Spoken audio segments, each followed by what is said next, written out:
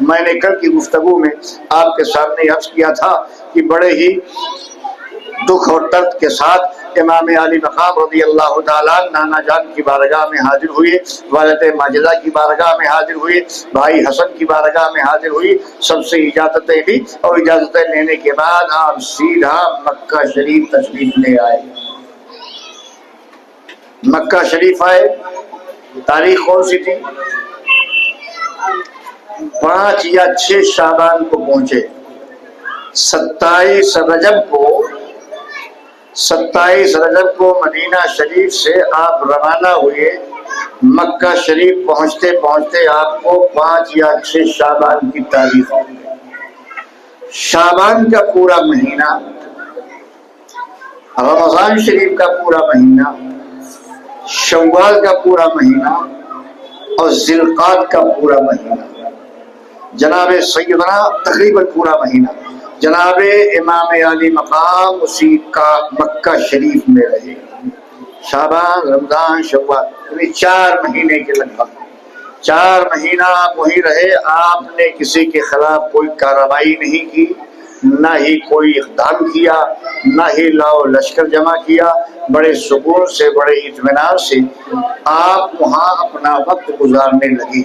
مدینہ کیوں چھوڑا؟ وہاں بیعت پر مجبور کیا جا رہا تھا، لیکن مکہ میں ایسی کوئی بات سامنے نہیں آئی۔ سکون سے آپ نے وقت گزاری کی اور وقت گزرتا گیا۔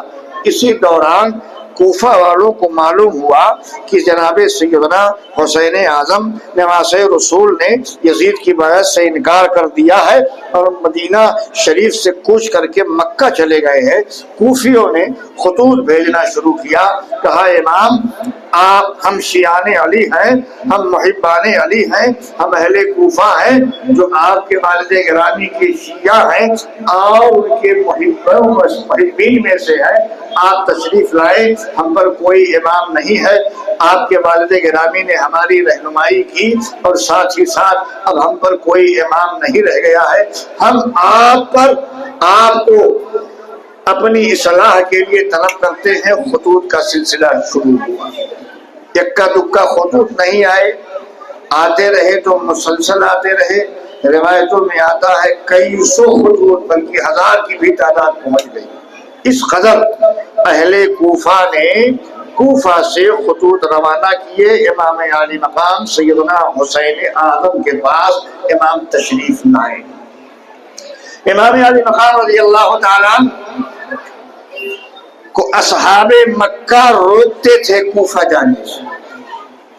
ادھر سامنے سے خطوط آتے تھے اپنی اصلاح کے لیے۔ امام حسین رضی اللہ تعالیٰ کے لیے یہ معاملہ بڑا دشوار کن رہا۔ اکابر صحابہ، اجلے صحابہ، اہل مکہ مسلسل آپ کو روک رہے ہیں کہ الکوفی لا یوفی، اہل کوفہ میں وفا نہیں ہے، آپ ہرگز کوفہ نہ جائیں۔ حتیٰ کہ وہ آخری مرحلہ جب آپ نے مکمل ارادہ کر لیا نکلنے کا، اس وقت بھی روکا گیا۔ ادھر سے خطوط اور ادھر سے روک، کیا کیا جائے؟ جناب سیدنا امام علی مقام رضی اللہ تعالیٰ نے ایک تیسرا راستہ نکالا تاکہ ان کی عظمت بھی باقی رہے اور خطوط بھیجنے والوں کا جواب بھی ہو جائے۔ آپ نے ادھر سے حضرت امام مسلم کو تیار کیا، کہا ہے مسلم بن عقیل، میں آپ کو اپنا قاصد بنا کر کوفہ بھیجتا ہوں، آپ کوفہ جائیے، کوفہ کے حالات سے مجھے واقف کیجئے۔ اگر وہ آپ کے ہاتھ پر میری بیعت لیتے ہیں، اپنے عہد و پیمان پہ قائم ہیں اور حالات مناسب رہے تو میں کوفہ ضرور پہنچوں گا۔ حضرت امام مسلم رضی اللہ تعالیٰ امام علی مقام رضی اللہ تعالیٰ عنہ کے حکم سے کوفہ کے لیے روانہ ہوئے۔ جب آپ روانہ ہونے لگے تو آپ کے ساتھ آپ کے دونوں بچے بھی روانہ ہو گئے، محمد اور ابراہیم، بڑے چھوٹے چھوٹے بچے تھے، یہ بھی دونوں روانہ ہو گئے۔ حضرت امام مسلم رضی اللہ تعالیٰ عنہ پہنچے کوفہ کی جامع مسجد پہنچے جو مرکزی حیثیت کا حامل ہے۔ بہت عالیشان بہت بڑی مسجد ہے، اور وہی گورنر ہاؤس بھی تھا، وہی دارالقضا بھی تھا، مولا کائنات شیر خدا رضی اللہ تعالیٰ عنہ کا دارالخلافہ بھی تھا، اور اسی سے بغل متصل حضرت ہانی کا گھر ہے، اور اس سے اور تھوڑا فاصلے پر حضرت مولا کائنات شیر خدا رضی اللہ تعالیٰ عنہ کی قیامگاہ رہی۔ حضرات گرامی اسی جامع مسجد کوفہ میں پہنچے، اور پہنچنے کے بعد لوگوں سے امام حسین رضی اللہ تعالیٰ عنہ کی بیعت لینا شروع کیا، لوگ بیعت دینا شروع کر دی۔ امام علی مقام رضی اللہ تعالیٰ عنہ نے جس مقصد کے لیے بھیجا تھا، حضرت مسلم رضی اللہ تعالیٰ عنہ کو وہ مقصد کامیاب ہوتا ہوا نظر آیا۔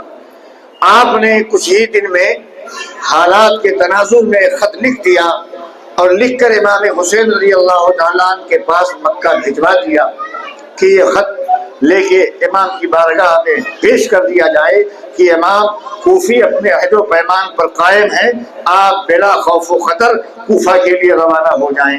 وہ خط لے کر آنے والا آتا ہے، امام کی بارگاہ میں پیش کرتا ہے، امام حالات کے تناظر میں آپ وہ خط دیکھتے ہیں، اور پھر صحابہ کرام رضوان اللہ تعالیٰ علیہم اجمعین جو روک رہے تھے ان پر حجت پیش کرتے ہوئے کہ دیکھیے وہاں سے حالات کے بہتری کی خبر آ گئی ہے، اب میں روانہ ہو رہا ہوں۔ راستے میں اور لوگوں نے روکا، فرزندق شاعر نے روکا، قافلے والوں نے روکا، اور بہت سارے لوگوں نے روکا، مگر امام مسلسل چلتے رہے، اور کوفہ کے طرف آپ نے اپنا سفر جاری کر دیا۔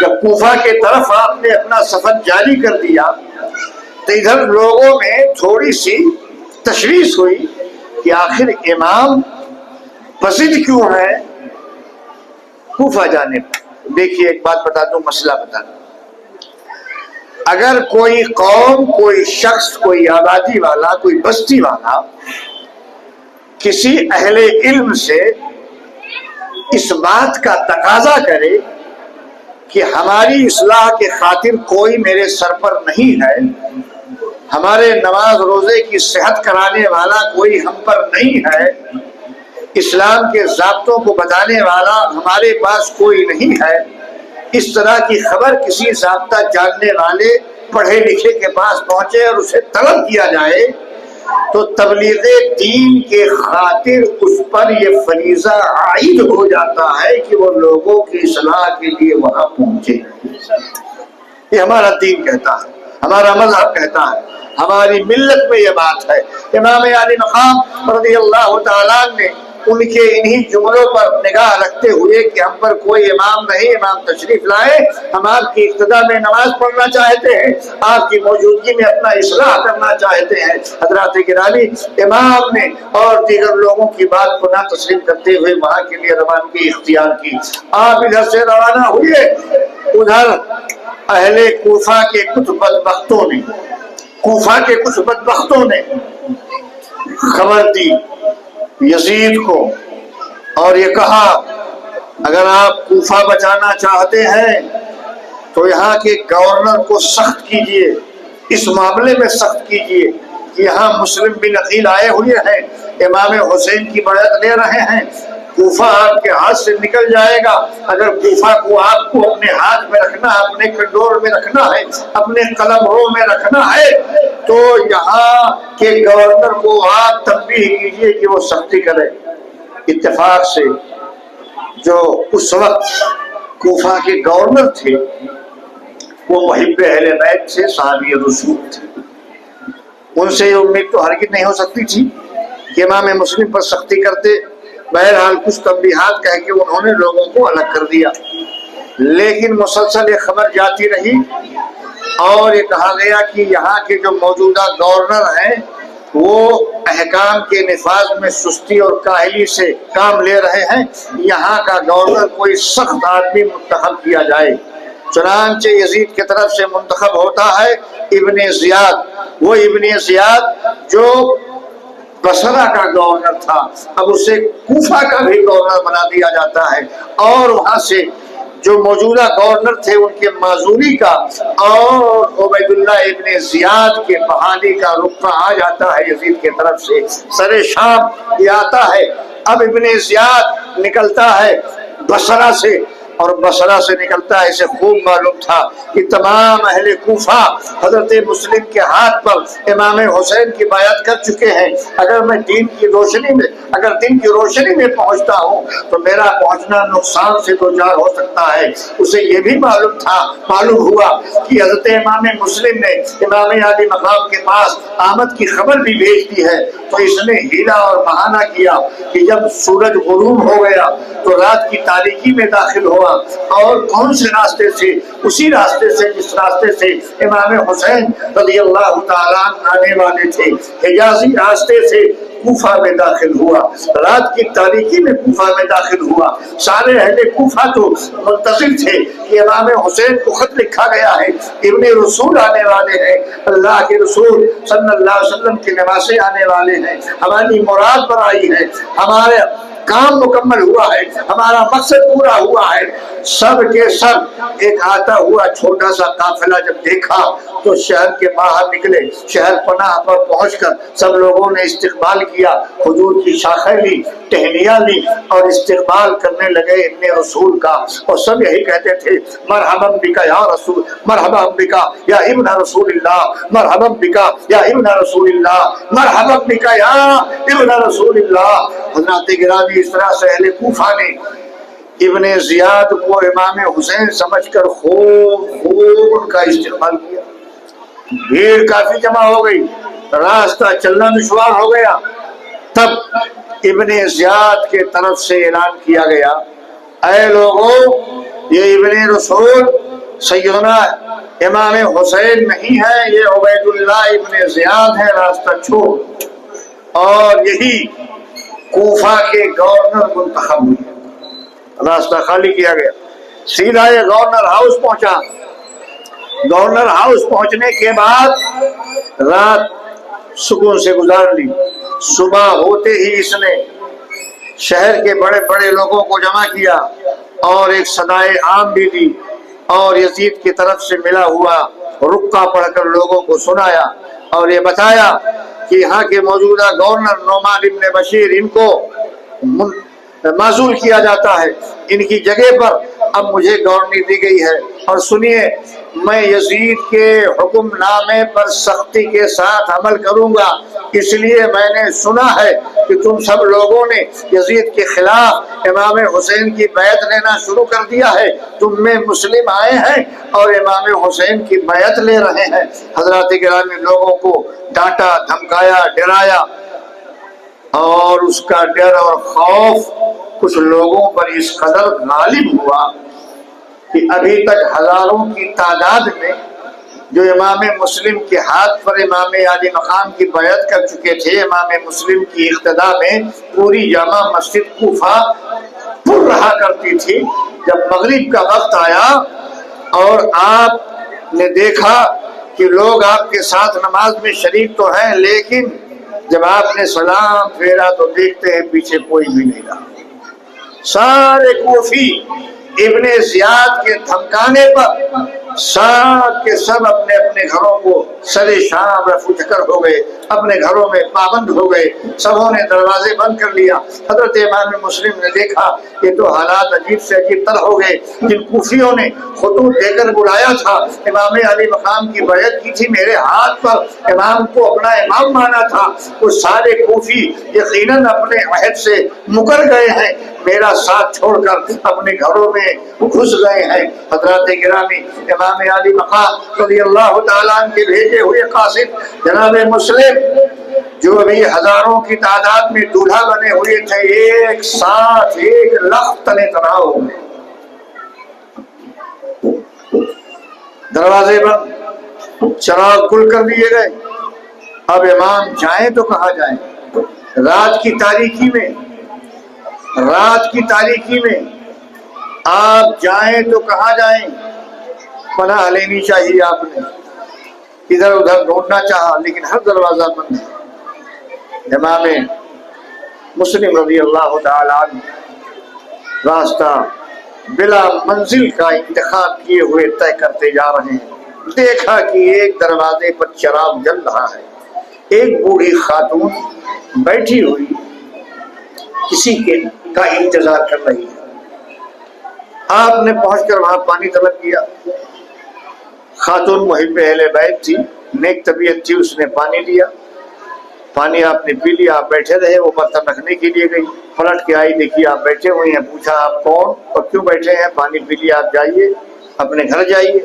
آپ نے فرمایا میں مسلم بن عقیل ہوں، میرے پاس یہاں کوئی گھر نہیں، میرا کوئی در نہیں، مظلوم مسلم ہوں. کوفہ والوں نے مجھے بلایا، بلانے کے بعد میرے ساتھ غدر کیا. جب اس خاتون نے سنا تو اسے اپنے گھر میں لے کے گئی. حضرت امام مسلم کو اپنے گھر میں لے کے گئی اور کھانا وغیرہ پیش کیا. آپ نے کھانا تو نہیں تناول فرمایا، لیکن اپنے خاص کمرے میں آرام کرنے کے لیے اس نے منتخب کیا. کچھ ہی دیر کے بعد اس بڑھیا کا بیٹا آیا اور آنے کے بعد دیکھا کہ میری ماں اپنے خاص کمرے میں بار بار آ رہی ہے، جا رہی ہے. وجہ پوچھا تو پہلے تو بوڑھی خاتون نے ٹال مٹول کیا، مگر اصرار پر بتا دیا بیٹا میرے گھر امام مسلم نے پناہ لی ہے، یہ اہل بیت اطہار میں سے ہے، نبی کے گھرانے والے ہیں، انہیں میں نے پناہ دیا ہے. چنانچہ یہ شخص صبح ہونے کا انتظار کیا اور جا کر یہ ساری خبر اس نے گورنر ہاؤس میں پہنچا دی. گورنر ہاؤس میں جب خبر پہنچا دی، امام مسلم کی گرفتاری کا بھی اعلان ہو چکا تھا، پہلے بھی اس سے پہلے بھی گرفتاری کا اعلان ہو چکا تھا. اب جب سراغ مل گیا تو ایک چھوٹا سا دستہ دے کر بھیج دیا گیا طوا نامی بوڑھی خاتون کے ہاں. امام مسلم نے جب گھوڑوں کی ٹاپ سنی تو تلوار لے کر باہر نکلے اور باہر نکلنے کے بعد اس چھوٹے دستے کا مقابلہ کیا، سب کو دروازے سے ہٹایا. بالآخر الامان الامان کا نعرہ لوگ بلند کرنے لگے تو امام مسلم رضی اللہ تعالیٰ نے امان کی خبر سن کر اپنی تلوار نیام میں کر لی اور ٹھہر گئے، اپنے آپ کو ان کے حوالے کر دیا. اور جب حوالے کر دیا تو وہ لوگ آگے لے کر چلے تو سب سے پہلے آپ کی تلوار پر قبضہ کیا اور پھر آگے لے کر چلے تو پہنچے گورنر ہاؤس اور سیدھا ابن زیاد کے روبرو کر دیا. ابن زیاد نے بڑی بے تکی گفتگو کی اور ناہنجاری صورت پیدا کرتے ہوئے اپنی خباثت کا پورا اظہار کیا. حضرت امام مسلم رضی اللہ تعالیٰ عنہ کے ساتھ گستاخیاں کی اور انتہائی ظلم و زیادتی کے ساتھ آپ کو شہید کر کے آپ کے وجود پاک کو گورنر ہاؤس کے چھت سے نیچے زمین پر پھینک دیا. انا للہ و انا الیہ راجعون. اللہ تعالیٰ حضرت امام مسلم رضی اللہ تعالیٰ عنہ کی شہادت کے صدقے ہم سب کی خطاؤں کو معاف فرمائے اور آپ کو آپ کی شہادت کا بہتر اجر عطا فرمائے. چنانچہ اب آگے چلیے. اسی ابن زیاد کو پتہ چلا کہ امام مسلم کے ساتھ ان کے دونوں صاحبزادے بھی آئے ہوئے ہیں، اب ان کا پتہ لگانا چلا. چنانچہ گورنر ہاؤس کے گھیراؤ کے موقع پر یا اور دوسرے موقع پر حضرت مسلم نے اپنے شہزادوں کو قاضی شرح کے ہاں بھیج دیا تھا. یہ بھی محب اہل بیت تھا. قاضی شرح نے بچوں کو محفوظ رکھا، لیکن بات پھیلتی گئی. اسے ڈر لاحق ہوا کہ کہیں میرے گھر کا سراغ نہ مل جائے اور مجھے بھی تکلیف نہ ہو. اس لیے اس نے رات کی تاریکی میں ان بچوں کو مدینہ شریف ایک جانے والے قافلے کے ساتھ ملانے کے لیے باب مدینہ پر پہنچایا. چنانچہ لانے والا لے کر آیا اور گرد دکھائے کہ دیکھو باب العراقیل سے ایک قافلہ مدینہ کو جانے والا ہے اور وہ جب گرد نظر آ جائے تو اس کے ساتھ تم بچوں ہو جانا. چنانچہ ان بچوں کو وہ گرد دکھائی گئی. بچے دوڑے اس گرد کے پیچھے کہ اس قافلے کے ساتھ سوار ہو جائے، مگر چونکہ انہیں ننھی سی عمر میں شہادت پانا تھا اس لیے رات بھر بچے دوڑتے رہے، اسی گرد کا پیچھا کرتے رہے. لیکن جب صبح ہوئی تو کیا دیکھتے ہیں جہاں سے انہوں نے اپنے سفر کا آغاز کیا تھا وہیں گھوم کر پہنچے ہیں. چنانچہ پھر گرفتار کر لیے جاتے ہیں. انہیں جیل خانے میں ڈال دیا جاتا ہے. ان کی مشقیں کس دی جاتی ہیں. جیل خانے کا جو داروغہ تھا مشہور، وہ بھی محب اہل بیت تھا. اس نے کہا شہزادوں کی جان تو بہرحال بچانی ہے، کسی نہ کسی طرح سے انہیں آزاد کرنا ہے. اس نے اپنے بیٹے کو کہا کہ صبح قادسیہ کی راہ پہ لے جا کے انہیں چھوڑ دو اور وہاں سے ان کا سراغ مل جائے گا، یہ مدینہ بحفاظت پہنچ جائیں گے۔ انگوٹھی بھی دی گئی، نشانی بھی دی گئی اور انہیں لا کر پھر راستے پہ چھوڑ دیا گیا۔ حضرات گرامی پھر یہ بچے آگے بڑھتے ہیں، راستہ بھٹک جاتے ہیں، گھوم پھر کے وہی منزل ملتی ہے جہاں سے اپنے سفر کا آغاز کیا تھا۔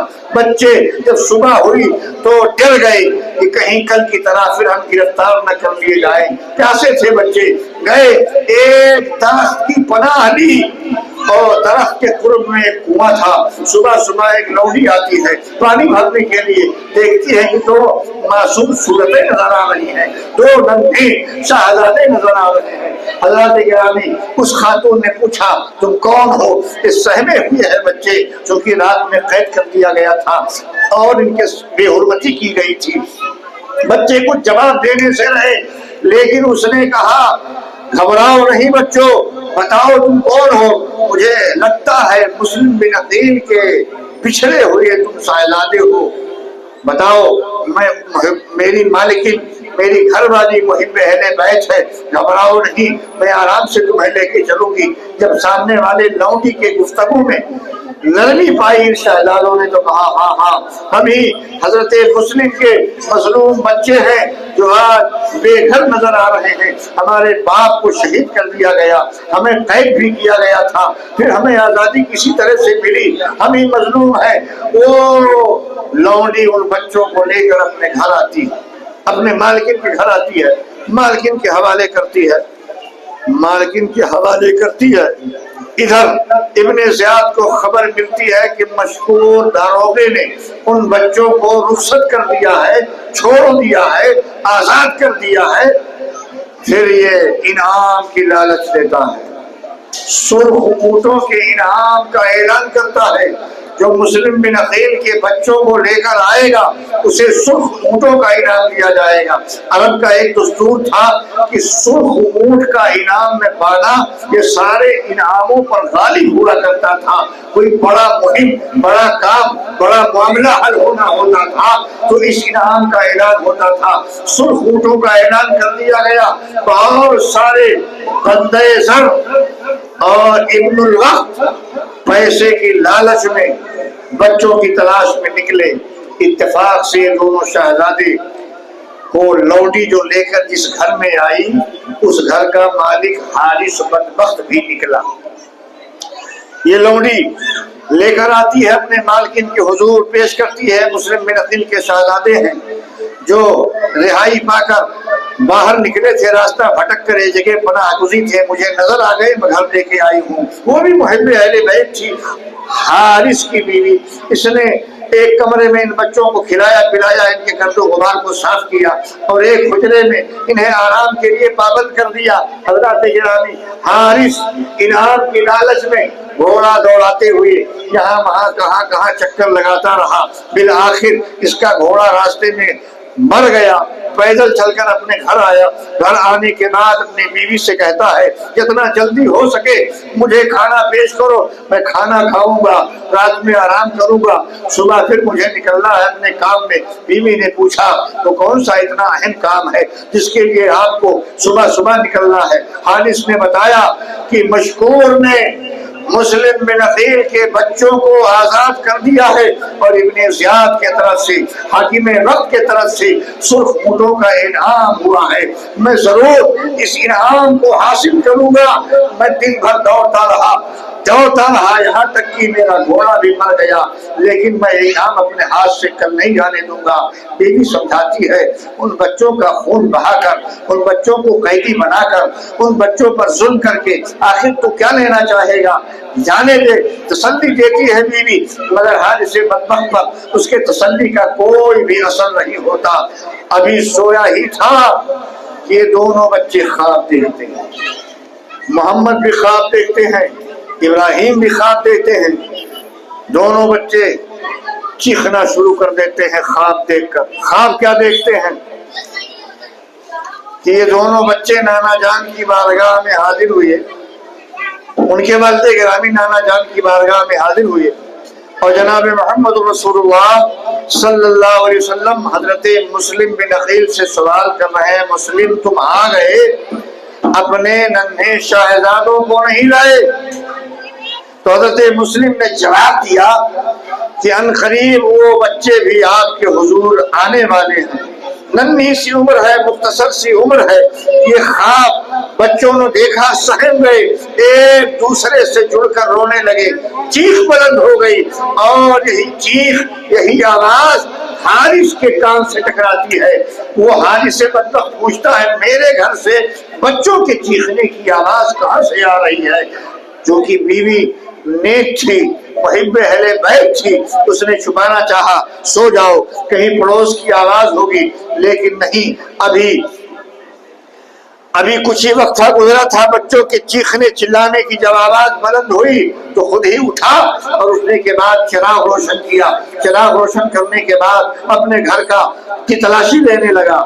چنانچہ تلاش کرتے کرتے اس حجرے میں پہنچا، اس حجرے میں اس کی بیوی نے حضرت محمد اور ابراہیم کو پابند کیا تھا آرام کے لیے۔ چنانچہ جب اندر دروازہ کھول کے دیکھتا ہے تو دونوں بچے سہمے ہوئے ہیں، دونوں بچے ایک دوسرے سے جڑے ہوئے ہیں، دونوں ایک دوسرے سے چپکے ہوئے ہیں، آہیں بھر رہے ہیں، سسکیاں بھر رہے ہیں، مسلسل زاروں کے تار رو رہے ہیں۔ چنانچہ جب دروازہ کھولا اور حارث بدبخت نے پوچھا تم لوگ کون ہو؟ تو چونکہ ان بچوں نے اس گھر کو اپنے لیے پناہ گاہ سمجھا تھا، بلا خوف و خطر کہا ہم مسلم بن عقیل کے مظلوم بچے ہیں۔ اتنا سننا تھا، حارث بدبخت کا خون گرم ہو جاتا ہے، ان دونوں بچوں کی مشکیں پکڑتا ہے، تماچے لگاتا ہے اور گھسیٹ کر باہر لاتا ہے۔ چنانچہ بیوی دوڑتی ہے اور کہتی ہے ارے سید ہے سید، تماچے نہ لگا، قرآن کے ورقوں کو زمین پر نہ گھڑا، یار رسول ہیں، ان کی محبت دنیا میں بھی کام آئے گی، آخرت میں بھی کام آئے گی۔ یہ مارنے کی چیز نہیں ہے، یہ تو بوسہ دینے کی چیز ہے، یہ شفقت کی چیز ہے، یہ پیار کی چیز ہے۔ تو ان پر ظلم و زیادتی کر کے اپنی عاقبت تباہ نہ کر۔ چنانچہ انعام اور دنیا کے لالچ میں حارث بدبخت اندھا ہو چکا تھا، ان دونوں بچوں کی مشکوں کو کس دیتا ہے، ان کے زلفوں کو ایک دوسرے سے کس دیتا، باندھ دیتا ہے، اور پھر اسی حجرے میں ڈال دیتا ہے اور کہتا ہے کہ رات تک جتنا تڑپنا ہے تڑپ لو، صبح میری تلوار ہوگی، تمہاری گردنیں ہوگی۔ صبح ہوتی ہے، بچے رات بھر بلکتے رہے، آہوزاری کرتے رہے، روتے رہے، بلبلاتے رہے۔ جب صبح کا سورج نکلا، حارث بدبخت آیا، دروازہ کھولا، ان بچوں کو لیا اور لینے کے بعد پھر گھوڑے میں سوار کر کے آگے بڑھنا چاہا۔ بیوی مزاحم ہوتی ہے، روکتی ہے، مقابل ہوتی ہے، بیوی کو ٹھوکر دیتا ہے، وہ ٹکرا جاتی ہے اور زخمی ہو جاتی ہے۔ بالآخر ایک بوچے کی طرح ایک گونی میں بوری میں ان دونوں بچوں کو لے کر سامان کی طرح اپنے گھوڑے پہ لادتا ہے، نہر فرات کی طرف روانہ ہو جاتا ہے، اور وہاں پہنچ کر ان دونوں بچوں کی مشکوں کو کھولتا ہے اور کہتا ہے چلو ایک بات دیگرے، جان دینے کے لیے تیار ہو جاؤ۔ حضرات گرامی، بیٹا محمد ہے، کہتا ہے پہلے مجھے قتل کرنا، پہلے مجھ پر تلوار چلانا، میں اپنے بھائی کی طرف سے لاش نہیں دے سکتا۔ دوسرا بھائی بولتا ہے نہیں، پہلے مجھ پر تلوار چلانا، میں اپنے اس بھائی کی طرف سے لاش کو نہیں دیکھ سکتا۔ چنانچہ حارث بدبخت کہتا ہے اس ننھی عمر میں تمہیں قتل ہونے کا، شہید ہونے کا بڑا شوق ہے۔ چنانچہ ان دونوں بچوں نے وہی بات دہرائی، کہا ہم ایک دوسرے کو نہیں دیکھ سکتے تڑپتے ہوئے۔ چنانچہ وہ دونوں بچے سجدے میں جاتے ہیں اور حارث بدبخت ان دونوں پر تلوار چلا دیتا ہے۔ ایک ننھی سی چیخ بلند ہوتی ہے اور یہ دونوں بچے جان شہادت نوش کر لیتے ہیں۔ انا للہ و انا الیہ راجعون۔ پھول تو 2 دن بہار جافزا دکھلا گئے، حسرت تو ان گلچوں کی ہے جو بن کھلے مرجھا گئے۔ ظالم حارث بدبخت نے انعام کے لالچ میں، پیسے کے لالچ میں 2 ننھی جانوں کو لے لیا اور ان کے دھڑ کو یعنی جسم کو نہر فرات میں ڈالا، اور ڈالنے کے بعد سر کو لیا اور لینے کے بعد ابن زیاد کے پاس پہنچا، سامنے رکھا۔ ابن زیاد نے پوچھا کیا ہے؟ کہا آپ کے دشمنوں کا سر ہے، کہا دشمنوں سے مراد مسلم بن عقیل کے دونوں بچے ہیں۔ بدبخت لے کر گیا تھا انعام چکر میں۔ ابن زیاد نے کہا تجھے قتل کرنے کے لیے کس نے کہا تھا؟ تجھے تو انہیں پکڑنے کی بات کی گئی تھی، گرفتار کرنے کی بات کی گئی تھی۔ میں نے تیرے ہی خبر پر یزید کو خبر بھجوا دیا ہے کہ مسلم بن عقیل کے بچے مل گئے ہیں اور تو نے ان کو قتل کر دیا۔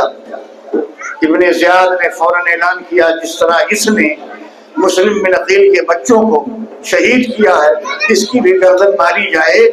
یہ اپنی حکومت بچانے کے چکر میں ایسا وہ کہہ رہا تھا اور اپنی واہواہی کے لیے ایسا کہہ رہا تھا۔ چنانچہ حارث بدبخت کی بھی گردن مار دی جاتی ہے، نہ خدا ہی ملا، نہ مثال صنم، نہ ادھر کے رہے نہ ادھر کے رہے۔ بچوں کے قتل کا الزام الگ ہے، ادھر انعام سے بھی محرومی ہے، نہ دنیا ہی ہاتھ آئی نہ آخرت ہی ہاتھ آئی۔ تو لالچ کا یہی انجام ہوتا ہے، طمع کا یہی انجام ہوتا ہے۔ انسان جب دنیا نگاہوں میں بسا لیتا ہے تو اس کے سامنے ننھی لاشیں ہو اس پر بھی چل جاتا ہے۔ میرے بھائیو، یہ دنیا بڑی غدار ہے، یہ دنیا بڑی مکار ہے، یہ دنیا بڑی فریبی ہے۔ دنیا کے چکر میں آج بھائی کا حق مارا جاتا ہے، دنیا کے چکر میں باپ کا حق مارا جاتا ہے، دنیا کے چکر میں بیوی کا حق مارا جاتا ہے، دنیا کے چکر میں پڑوسی کا حق مارا جاتا ہے، دنیا کے چکر میں خونی رشتے داروں کا حق مارا جاتا ہے۔ میرے بھائیو، جتنی بھی آج نا انصافیاں ہوتی ہیں اور حق تلفیاں ہوتی ہیں وہ دنیا کے لیے ہوتی ہیں، اور یہ دنیا ہی کے خاطر جنگ تھی۔ یزید بدبخت اپنی حکومت قائم رکھنا چاہتا تھا، ابن زیاد اپنی حکومت پر قائم رہنا چاہتا تھا، ابن سعد کی حکومت کی حصولیابی کرنا چاہتا تھا، شمر سل جوشن دنیا داروں کی نگاہوں میں محبوب رہنا چاہتا تھا، سنار ابن انس دنیاوی اقتدار حاصل کرنا چاہتا تھا۔ مگر ایک بات سنیے، جو دنیاوی اقتدار حاصل کرتا ہے آج نہیں کل وہ ضرور ذلیل ہوتا ہے۔ جس کی نگاہ آخرت پہ ہوتی ہے اللہ اسے ضرور عزت دیتا ہے۔ کون کہتا ہے حسین ختم ہو گئے؟ حسین کل بھی زندہ تھے، آج بھی زندہ ہے۔ کون کہتا ہے امام مسلم مر گئے؟ امام مسلم کل بھی زندہ تھے، آج بھی زندہ ہیں، صبح قیامت تک زندہ رہیں گے۔ کون کہتا ہے امام مسلم کے شہزادے دنیا سے چلے گئے؟ نہیں، وہ کل بھی زندہ تھے، آج بھی زندہ ہیں، صبح قیامت تک زندہ رہیں گے۔ اور اس کے زندگی کی شہادت اے دنیا والوں تم سے نہیں لینا ہے، ان سبوں کے زندگی اور حیات کی شہادت قرآن کلام ربانی دے رہا ہے۔ لا تقولوا لمن يقتل في سبيل الله بل احياء ولكن لا تشعرون۔ جو راہ خدا میں کاٹ دیے گئے، جو راہ خدا میں قربان کر دیے گئے، انہیں مردہ نہ کہو بلکہ وہ زندہ ہے اور تم ان کی زندگی سمجھ نہیں سکتے۔ نعرہ تکبیر، نعرہ رسالت، شہدائے کربلا، امام حسین، امام حسین، نعرہ تکبیر۔ امام مسلم رضی اللہ تعالیٰ شہید کر دیے گئے، آپ کے شہزادے بھی شہید کر دیے گئے، اور امام مسلم نے جو خط بھیجا تھا امام حسین کے پاس کہ آقا حضور اہل کوفہ اپنے عہد و پیمان پر قائم ہے، آپ تشریف لائیں۔ امام نکل پڑے، امام نکل پڑے، کچھ مسافتیں آپ نے طے کی تو راستے میں پتہ چلا کہ حضرت مسلم شہید کر دیے گئے۔ آپ نے انا للہ و انا الیہ راجعون پڑھا، اور پھر اب عراق کے بجائے کوفہ کے بجائے آپ نے اپنا راستہ چینج کرنا چاہا۔ ابن زیاد نے اپنے اس دو مہم کو سر کرنے کے بعد توجہ کی اس خط کے طرف جو حضرت امام مسلم نے امام علی مقام کی طرف روانہ کیا تھا۔ پتہ چلا کہ وہ نکل چکے ہیں، ناکہ بندی کروائی، ناکہ بندی کروائی، امام حسین کا سراغ لگانا چاہا اور فوجی دستہ دے کر امام علی مقام سیدنا حسین اعظم کی تلاش میں اس قافلے کو روانہ کیا۔ चुनांचे हजरत सैयदना इमाम आली मकाम सैयदना हुसैन आज़म रज़ियल्लाहु ताला ने अब अपने सफर का रुख बदल दिया, और बदल देने के बाद आपने कुछ मसाफत तय ही की थी कि एक छोटा सा दस्ता आपके सामने आता है। हजरत वो आते हैं निगरानी के लिए कि आपके काफिले पर, आपकी नकलो हरकत पर वो निगरानी रखे। जब वो आए, आप अपने मर्जी से जो रास्ता मुंतखब कर रहे हैं उस रास्ते पर चलने के लिए वो उसने पाबंद करना चाहा।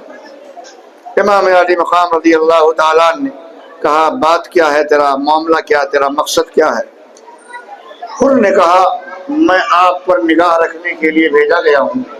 मेरी जिम्मेदारियों में से ये जिम्मेदारी है कि आपकी नकलो हरकत पर निगाह रखूँ, आप कहाँ जाते हैं, किधर जाते हैं, उस पर निगाह रखूँ।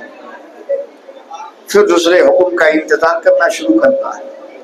हुक्म आता है कि इन्हें एक ऐसे मकाम पर उतारा जाए जो बेआबो गया, इराक का वो हिस्सा जो करबला कहा जाता है। इमाम आली मकाम रज़ियल्लाहु ताला उस तरफ मुड़ते हैं, चलते हैं, और खास जो मैदान करबला है वहाँ पहुंचकर हुर आगे आके आपका लश्कर रोक देते हैं। इमाम आली मकाम ने पूछा, ये कौन सा मकाम है? लोगों ने बताया, हाज़िही मौज़िउ करबला, ये करबला है। इमाम आली मकाम ने फरमाया, हाँ ठीक है, समझ गया, यही मेरे कजावे उतारने की जगह है, ऊँटों के बजाने की जगह है, यही हमारे लोगों के का मक्तल है। हाज़िही मक़ातिलु रिजालिना व महत्तु रिहालिना, इस तरह के अल्फाज इमाम ने अदा फरमाए। यही हमारे ऊँट बिठाने की जगह है, यही हमारे आदमियों के कत्ल की जगह है, आप वहाँ ठहर जाते हैं। हजरत गिरामी इधर एक दूसरे के हालात की खबर इब्ने ज़ियाद को मुसलसल होती रही, और जब ये खबर मिलती है कि हाँ उन्हें मैदान करबला में उतार दिया गया, तो मुसलसल इसने फौज भेजनी शुरू की और इब्ने साद, अम्र इब्ने साद को इस मुहिम को सर करने के लिए मुंतखब किया, जिसे रय का हाकिम बनना था। वादा दे चुका था कि तुझे मुल्क रय का हाकिम बनाया जाएगा।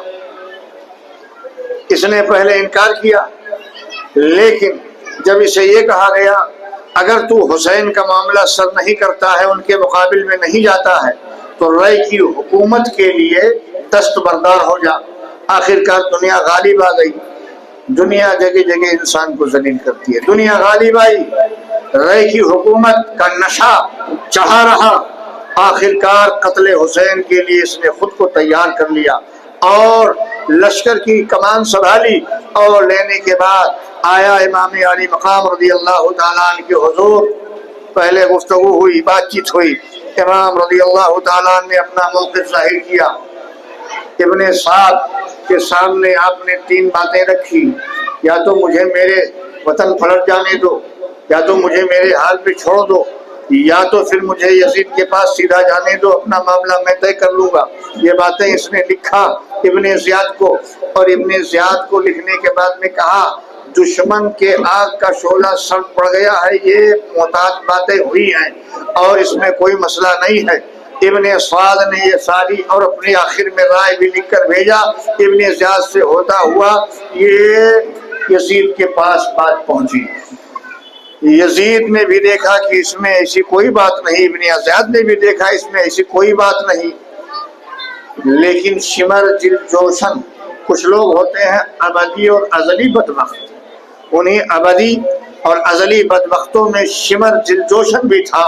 उसने कहा, जब दुश्मन आपके जमीन पर उतर आया है, आपकी हिरासत में है, आपके कब्जे में है, तो उसको इस तरह से आज़ाद कर देना अच्छी बात नहीं है, और ये हमारी हुकूमत के लिए आगे चलकर खतरा बन सकते हैं। अब जबकि हमारी जमीन पे उतर आए हैं, तो इनसे सीधे कहा जाए, या तो यजीद की वो बैअत करें, या तो जान देने के लिए तैयार हो जाए। शिमर के भड़काने पर इब्ने ज़ियाद भड़क उठता है और پھر آخر میں شمر نے ایک چغلی بھی کی، چغلی کیا اپنے طرف سے اس بات کا اضافہ بھی کیا بھڑکانے کے لیے۔ وہ کہتا ہے میں نے تو یہ سنا ہے کہ حسین اور ابن سعد رات بھر میٹنگ کر رہے ہیں، رات بھر باتیں کرتے ہیں، رات بھر مشورے کرتے ہیں، ہمیں تو ابن سعد کے نیت پر شبہ لگتا ہے، اور بھڑک گیا۔ یہاں تک کہ مسلسل دیکھتے دیکھتے پہلے 4000 کا دستہ تھا، اب 22,000 کا لشکر جنرال کربلا میں موجود۔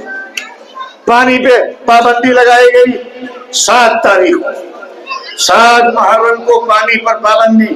کھانے پینے کی کوئی چیز تو رہی نہیں، مسافر پہلے ہی سے تھے۔ امام علی مقام کے پاس نہ کھانا ہے نہ پانی ہے، حالانکہ نہر فرات بالکل قریب میں بہ رہا ہے۔ حضرات گرامی، امام علی مقام رضی اللہ تعالیٰ عنہ پر پانی بھی بند کر دیا گیا۔ آپ کے ہاں کھانے پینے کی کوئی چیز نہیں، پابندی لاحق ہو گئی۔ چلتے چلتے 7 تاریخ گزری، 8 تاریخ گزری، 9 تاریخ گزر گئی، اور قیامت نما عاشورے کی 10ویں تاریخ نمودار ہوئی۔ اس درمیان میں ابن زیاد اور یزید کی طرف سے مسلسل فوجیں آتی رہی، تعداد میں وہ 22,000 ہو۔ جب صبح کا معاملہ سامنے آیا، 10ویں تاریخ سامنے آئی، امام علی مقام رضی اللہ تعالیٰ عنہ سامنے آئے، اور سامنے آنے کے بعد امام نے اپنا حسب نسب ظاہر کیا۔ امام علی مقام رضی اللہ تعالیٰ عنہ نے ان لشکر اشقیاء کے طرف مخاطب ہو کر کہا، اے لوگوں سنو، میں وہی حسین ہوں، میں وہی حسین ہوں جسے نانا جان جناب محمد رسول اللہ اپنے کاندھوں پر بٹھایا کرتے تھے۔ میں وہی حسین ہوں جس کے حلقوں میں ناز کو نانا جان چوما کرتے تھے، اور قسم کھا کے کہتا ہوں پورے روئے زمین پر حسین کے علاوہ کوئی بھی نواز رسول نہیں۔ جان لو میری ہی شان میں، ہمارے گھر ہی کی شان میں آیت تطہیر نازل ہوئی ہے۔ میں ہی فاطمہ کا نور نظر ہوں، میں ہی علی مرتضیٰ کا بیٹا ہوں، میں ہی نبی کا نواسا ہوں۔ اور سنو، میں یہاں اپنی مرضی سے نہیں آیا، تمہارے خطوط شاہد ہیں، تمہاری دعوتیں شاہد ہیں، تمہاری دعوتوں پر میں یہاں آیا ہوں، تمہاری خطوط پر میں یہاں آیا ہوں۔ اب جب کہ تم اپنے عہد و پیمان پہ قائم نہیں ہو تو مجھے میرا راستہ دو، میں اپنا راستہ لوں، اور جو ہمارے لیے مناسب ہو میں اپنی راہ متعین کر لوں، یا کم از کم یزید کے پاس ڈائریکٹ مجھے جانے دو، میں اپنا معاملہ طے کر لوں گا۔ مگر حالات چونکہ کچھ نہ بننے تھے، نہ بنے، تو لوگوں نے کہا ہمیں تو حکم یہ ہوا ہے کہ ہم آپ سے بیعت کا مطالبہ کریں، اگر آپ بیعت کرتے ہیں تو ٹھیک، ورنہ پھر لڑائی کے لیے تیار ہو جائیے۔ امام علی مقام رضی اللہ تعالیٰ عنہ اپنا حسب نسب بیان کرتے ہوئے جناب اشقیاء کو کہتے ہیں، ارے اتنا تو خیال کرو، اتنا تو سمجھو، اتنا تو جاننے کی کوشش کرو کہ میں وہ حسین ہوں کہ جس کی تختی کا فیصلہ قدرت نے کیا ہے، میں وہ حسین ہوں جس کو جنتی جوانوں کا سردار قرار دیا گیا ہے، میں وہی حسین ہوں جو نانا کے آغوش میں پلتا رہا، میں وہی حسین ہوں جو نانا کے کندھوں پر سوار ہوتا رہا، میں وہی حسین ہوں جسے نانا جان دیکھ کر منبر پر دیتا ہوا خطبہ چھوڑ کر نیچے اتر آیا کرتے تھے، میں وہی حسین ہوں جب نانا جان نماز پڑھتے تھے تو آپ کے پشتے انور پر جب میں سوار ہو جاتا تو نانا جان اپنے سجدوں کو لمبا کر دیا کرتے تھے۔ کیا تمہیں نہیں معلوم کہ ہم نے ایک بار تختی لکھا تھا اور ہمارے بھائی حسن نے بھی تختی لکھا تھا، چنانچہ ہم میں سے ہر ایک نے حاضری کے لیے سب سے پہلے امی جان کے پاس آئے اور کہا، اے امی جان ہم نے تختی لکھا ہے، فیصلہ کر دیں کس کی تختی اچھی ہے۔ ماں نے حسن کی تختی پر بھی نگاہ ڈالی، حسین کی تختی پر بھی نگاہ ڈالی، اب سوچنے لگی اگر حسین کی تختی کو ٹھیک کہتی ہوں تو حسن کے دل کو لگے گا، حسن کی تختی کو ٹھیک کہتی ہوں تو حسین کو لگے گا۔ کہا بیٹا جاؤ، یہ فیصلہ ہم سے نہ ہو سکے گا، جاؤ اپنے والد گرامی کے پاس جاؤ، وہ فیصلہ کریں گے۔ یہی حسن و حسین اپنی اپنی تختیاں ننھی سی عمر میں لے کے آئے، मौलाए कायनात शेर खुदा के हुजूर, कहा हुजूर अल्लाह तबारक व तआला ने आपको इल्म लदुन्नी से माला माल फरमाया है, मेरे नाना ने आपको बाबे मदीनतुल इल्म कहा है।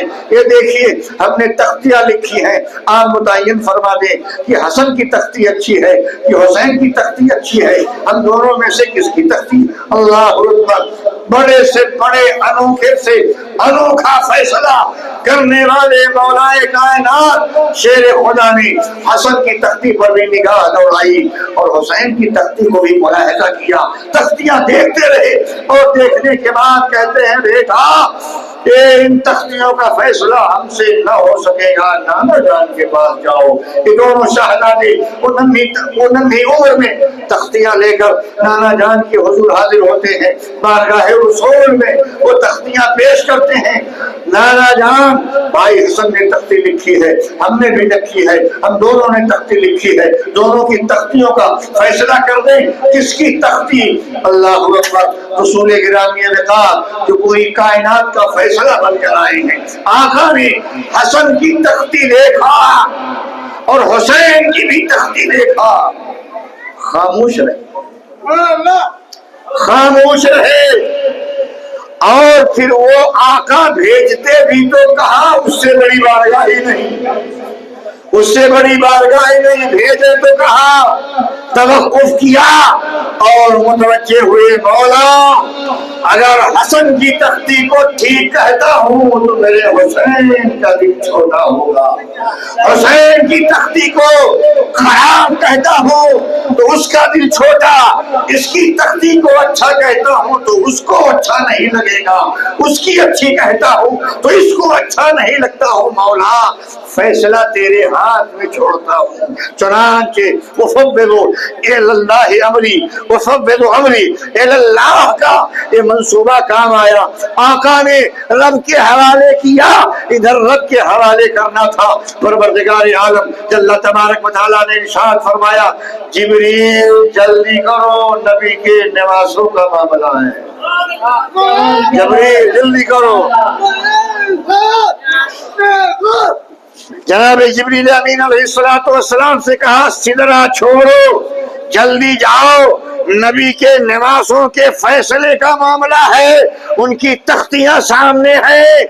फातिमा भी खामोश, अली भी खामोश, मेरा हबीब खामोश रहेगा, कयामत आ जाएगी, जल्दी करो। चुनांचे हजरत जिब्रील अमी आए और आने के बाद उन्होंने हाथ में एक फल लिया और फल लेने के बाद कहा देखो ये फल गिराया जाएगा, ये फल जिसके तख्ती पर गिर जाएगा उसकी तख्ती बेहतर मानी जाएगी।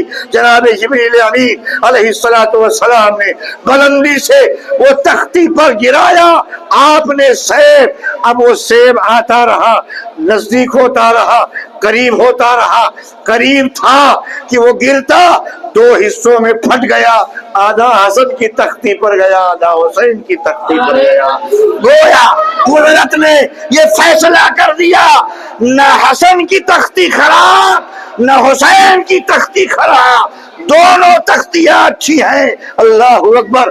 कुदरत इन्हें रंजीदा नहीं करना चाहती है, जिब्रील इन्हें रंजीदा नहीं करना चाहते हैं, नबी इन्हें रंजीदा नहीं करना चाहते हैं, अली इन्हें रंजीदा करना नहीं चाहते, फातिमा इन्हें रंजीदा नहीं करना चाहती हैं, लेकिन ये जमाते अशकिया है, इनके समझ में कुछ नहीं आता।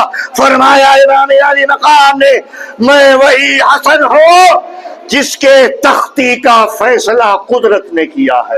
पहचानो, मेरा हसब देखो, मेरा नसब देखो, मेरा रिश्ता देखो, मेरा ताल्लुक देखो, मेरी तरबियत गाह देखो और मेरा वजूद देखो। ऐ जमाते अशकिया मुझे मेरे हाल पे छोड़ दो, या यजीद के पास जाने दो या मुझे अपने वतन पलटने दो। मगर जमाते अशकिया में से इन लोगों ने तीनों बातों में से एक बात को भी तस्लीम नहीं किया। फिर उसके बाद इमाम ने अपना हसब नसब जब बयान किया तो कुछ आंखें बरस पड़ी। इब्ने साद ने देखा कि इमाम की तकरीर का असर अगर कहीं हो गया लश्कर पर تو کایا پلٹ جائے گا، جنگ کی صورت بدل جائے گی۔ شور گل مچانا شروع کیا، کہا ہم یہاں آپ کی نصیحتیں سننے نہیں آئے ہیں، آپ کا حسب نسب سننے نہیں آئے ہیں، بس ایک ہی بات ہے، یا تو یزید کی بیعت کرو یا تو لڑنے مرنے مارنے کے لیے تیار ہو جاؤ۔ امام علی مقام رضی اللہ تعالیٰ عنہ نے فرمایا ٹھیک ہے، میرے حسب و نسب سے تمہیں کوئی سروکار نہیں ہے، قدرت کے ناراضگی کا تمہیں کوئی پاس و لحاظ نہیں ہے، مولا کائنات شیر خدا فاطمہ زہرا نانا جان کا تمہیں کوئی پاس و لحاظ نہیں ہے، تو سنو ایک بات سنو، اب ایک اور نعرہ دے دیتا ہوں، اسے بھی دیکھ لو سن لو۔ میرے امام نے فرمایا حل من مغیث یغیثنا، حل من مغیث یغیثنا، ہے کوئی میرا مددگار جو میری مدد کرے؟ رکیے یہاں ٹھہریے، اے امام آپ مددگار ڈھونڈ رہے ہیں، یزید ہی سے مدد نہ لینی چاہیے تھی، یزید تو وقت کا حاکم بن گیا تھا، آپ کی مدد کر دیتا۔ آپ جماعت اشقیاء کے سامنے حل من مغیث یغیثنا کا نعرہ بلند کر رہے ہیں، مدد مانگ رہے ہیں۔ امام نے فرمایا نہیں، تم میرے نعرے کا مطلب غلط سمجھتے ہو، میں اپنی جان اپنے خاندان کی جان بچانے کی فکر میں نہیں ان سے مدد مانگ رہا ہوں، میرے نعرے کا مطلب یہ ہے کہ اب تم میں ہے کوئی سعید روح والا جو آ جائے حسینی خیمے کے طرف اور نانا جان کے دین کا حامی بن جائے۔ مجھے جان نہیں بچانا ہے، نہ اپنی بچانا نہ اہل خاندان کی، میں تو ان سعادت مند روحوں کو آواز دے رہا ہوں، کچھ بھی خیرت و حمیت ہے تو پلٹ جائے۔ اس نعرے کا مطلب 22,000 کے لشکر جرار میں کسی کے سمجھ میں نہ آئی اور نہ کوئی سمجھا، ہاں ایک سمجھنے والے نے سمجھا، حضرت حر جو 1,000 کا لشکر لے کر آئے تھے، امام کا راستہ روکا تھا اور ادھر ادھر جانے نہیں دیا تھا، کربلا میں اترنے پر مجبور کیا تھا، حضرت حر کے بدن میں جھنجھوری طاری ہو گئی۔ جماعت اشقیاء نے دیکھا کہ حر کے حالت میں تبدیلی ہے، لوگوں نے پوچھا حر کیا حال ہے؟ ہم تو تجھ پر نازا تھے، ناز کرتے تھے، تجھے بہادروں میں سے شمار کرتے تھے اور اپنے وقت کا عظیم بہادر تصور کرتے ہوئے مرد میدان جانتے تھے، یہ کیا تیری حالت ہے؟ حضرت حر نے کہا خطاب امام کی تقریر سننے کے بعد سنو، اب میں ایسے منزل میں کھڑا ہوں کہ میرے ایک طرف جہنم ہے ایک طرف جنت ہے، میں جنت و جہنم کے بیچ میں کھڑا ہوں، لیکن اے جماعت اشقیاء سنو، میں کسی بھی صورت جنت اپنے ہاتھ سے نہیں جانے دوں گا، گھوڑے کو یہ لگائی اور بارگاہ امام علی مقام میں حاضر ہوا۔ بارگاہ امام علی مقام میں آنے کے بعد نے کہا امام میں آپ کا مجرم ہوں، میں آپ کا خاطی ہوں، آپ کو ہی میں گھیر گھار کے کربلا لایا ہوں، کربلا کی سرزمین پر اترنے پر مجبور ہوں، میں خاطی ہوں، مجھ سے گستاخی ہو گئی ہے، امام کیا میری خطا معاف ہو سکتی ہے؟ امام کیا مجھے آپ معاف کر سکتے ہیں؟ اللہ اکبر، کریم ابن کریم، سخی ابن سخی کا نعرہ سنیے، امام فرماتے ہیں انتا حر من النار، انتا حر من النار، اے حر تو جہنم سے آزاد ہے، تو جہنم سے آزاد ہے، تو یہ جہنم کی آزادی دی جاتی ہے۔ حضرات گرامی ایک بات سنیے اور اس پر غور کیجئے، لوگ کہتے ہیں امام علی مقام حکومت کے لیے گئے تھے، اقتدار کے لیے گئے تھے، حسین کی لڑائی اقتدار کی تھی، حکومت کی تھی، ارے جو کربلا میں جنت بانٹ رہا ہو اسے دنیاوی حکومت کی کیا ضرورت تھی؟ مبارک ہو لوگوں کو دنیاوی حکومت، میرا حسین تو अपनी हयात ही में जन्नत बांट रहा है। कहता है अंता हुर्रम मिनन नार, ऐ हुर तू जहन्नम से आजाद है। इतना सुनना था। हजरत हुर में एक अजीब इनकलाब आता है और घोड़े को एर लगाते हैं, जमाते अश्किया पर झपट पड़ते हैं और कहते हैं जालिमों, तुमने ही खुदूत देकर इन्हें बुलाया। जब तुम्हारे आबादी में आ गए, तुम्हारे इलाके में आ गए, तुम्हारे घर आ गए, तो इन पर जुल्म करते हो, जाति करते हो और उस जाति का मुझे भी हिस्सा बनाते हो। सुनो सुनो, मैं इनके नाराजगी के नतीजे में कभी भी जहन्नम नहीं खरीदूंगा और जन्नत अपने हाथ से नहीं जाने दूंगा। जमाते अश्किया पर टूट पड़े हजरत हुर रज़ियल्लाहु ताला और सैकड़ों को तहे तेज करते हुए खुद भी जामे शहादत नोश कर लेते हैं। इन्ना लिल्लाहि व इन्ना इलैहि राजिऊन। हजरत गिरामी, ये है हजरत हुर की शहादत। अब उसके बाद इब्ने साद ने देखा कि हालात में तब्दीली आते जा रहे हैं और खुद हमारा ही आदमी उनके तरफ जा करके हमसे लड़ाई करने को तैयार हो गया है। हजरत गिरामी, उसने फिर अपने तमाम जमात और लाओ लश्कर को मुखातब किया, कमान में तीर को चढ़ाया। तीर को चढ़ाने के बाद हुसैनी खेमे के तरफ फेंकता है। अभी तक बाकायदा जंग शुरू नहीं हुई थी। तीर फेंकता है और कहता है, इमाम की तकरीर के बाद ये मसला सामने आता है। फर्म कहता है, ऐ लोगों गवाह रहना, सबसे पहला तीर मैंने फेंका था। तीर फेंका खेमे हुसैनी की तरफ, लश्कर हुसैनी की तरफ, और इसके लश्कर में एक तूफान बर्पा होता, हलचल मचती है और तलवार बाजों को सफ में लाता है, तीर अंदाजों की सबबंदी कर देता है, साथ ही साथ नेज़ाबाजों की भी सबबंदी कर देता है और इस तरह से अपनी पूरी फौज को तरतीब दे देता है। इमाम अली मकाम रज़ियल्लाहु ताला तारुफ पर तारुफ पेश कर रहे हैं। वो इसलिए पेश कर रहे हैं ताकि कल बरोज़े क़यामत कोई ये ना कह सके कि मैं नवासे रसूल को नहीं पहचान सका था, पहले बैत अतहार को नहीं पहचान सका था। इमाम के तारुफ का कोई असर नहीं होता। तीर फेंक दिया गया, हलचल मच गई। अब इक्का दुक्का सवार एक दूसरे के तरफ से निकलकर लड़ाई शुरू करते हैं। इमाम के तरफ से हजरत अब्दुल्ला कल्बी निकलते हैं। इंशाअल्लाह रहमान यहाँ से गुफ्तगू कल। आखिर दावाना अल्हम्दुलिल्लाहि रब्बिल आलमीन। अस्सलामु अलैकुम व रहमतुल्लाहि व बरकातुहू।